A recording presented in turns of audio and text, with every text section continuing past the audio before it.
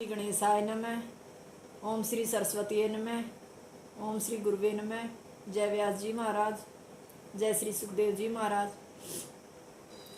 अब तक हमने 6 अध्यायों में श्रीमद् भागवत कथा का महात्म्य पाठ किया। अब हम भागवत कथा में श्रीमद् भागवत कथा में 12 स्कंद है, जिसके प्रथम स्कंद का आज हम पहले अध्याय का पाठ करेंगे।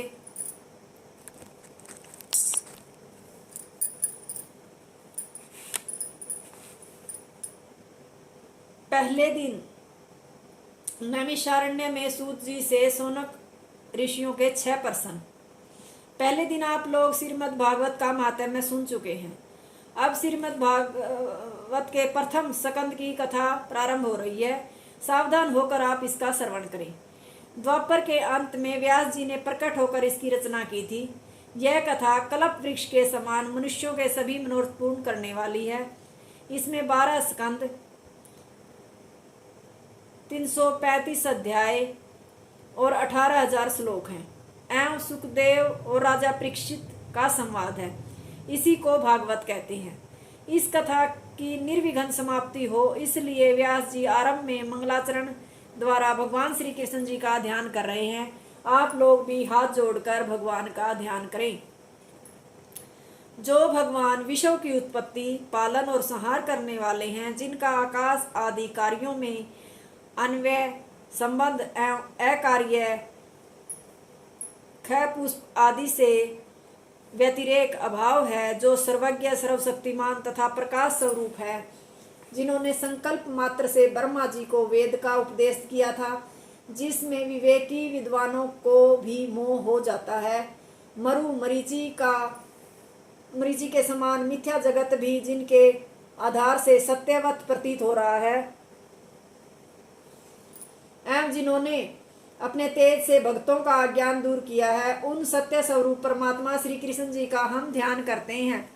इस ग्रंथ में भक्ति लक्षण परम धर्म का निरूपण किया गया है, जिससे भगवान श्री कृष्ण जी का ज्ञान बड़ी सरलता से प्राप्त हो जाता है।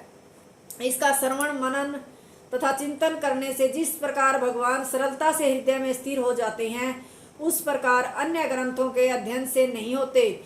यही इसकी विशेषता है। हे रस लेने वालों, यह श्रीमद् भागवत वेद रूपी कल्प वृक्ष का रसमय फल है। यह भक्ति रस से भरा हुआ है।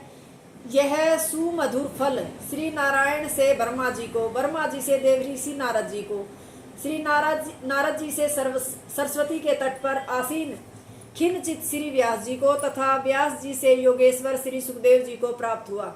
श्री सुखदेव जी ने गंगा तट पर आसीन महाराज परीक्षित को इसका रसास्वादन कराया। इस प्रकार शिष्य पर शिष्य परंपरा द्वारा यह दिव्य रसमय फल जीवों के कल्याणार्थ पृथ्वी पर प्राप्त हुआ है। आप लोग जीवन पर्यंत सर्वदा इसका पान कर माया पर विजय प्राप्त करें। इस प्रसंग में हम आप लोगों के समक्ष सूत और सौनक का संवाद उपस्थित करते हैं, उसे ध्यान पूर्वक सुने। एक समय नैमिषारण्य में सौनक आदि ऋषि भगवान की प्राप्ति के लिए सहस्त्र वर्षों में पूर्ण होने वाले यज्ञ का अनुष्ठान कर रहे थे। वे प्रातःकाल अग्नि में हवन कर भगवान के ध्यान में निमग्न थे कि व्यास जी के शिष्य परम ज्ञानी सूत जी वहां आ पहुंचे। ऋषियों ने उठकर उनका स्वागत किया और दिव्य आसन पर उन्हें बैठाकर उनसे पूछा, हे भगवान, आपने समस्त इतिहास पुराणों का अध्ययन और उनका प्रवचन भी किया है। व्यास जी जो रहस्य जानते हैं, उन सब का आपको भी पूर्ण रूप से ज्ञान है। श्रद्धालु और प्रेमी शिष्यों को गुरुजन योग्य बातें भी बतला देते हैं। इसलिए अब आज आप कृपा कर यह बताएं कि मनुष्यों के लिए मुख्य श्रेय का साधन क्या है। शास्त्रों में जो कुछ वर्णन किया गया है, उसका सार अपनी बुद्धि से निकालकर आप हमें उपदेश करें। यह भी बतलाएं कि भगवान देवकी के पुत्र रूप में किस कार्य के लिए अवतीर्ण हुए थे। भगवान के जो जो अद्भुत चरित्र हैं, जिनका कवियों ने बहुधा वर्णन किया है, उन्हें भी आप हमें बताएं। भगवान की अवतार संबंधी जो कथाएं हैं, उन्हें भी सुनाएं। हम भगवान के चरित्र सुनने के लिए लालित बैठे हैं। दुस्तर संसार सागर को पार करने की इच्छा वाले हम लोगों के लिए ब्रह्मा जी ने आपको कर्णधार बनाकर यहाँ भेज दिया है। आप यह भी बतलाएं कि योगेश्वर भगवान श्री कृष्ण जी जब अपने धाम को चले गए तब निराशय धर्म किसकी शरण में गया। श्रीमद् भागवत कथा के प्रथम स्कंद का पहला अध्याय समाप्त। हरिओम तत्सत।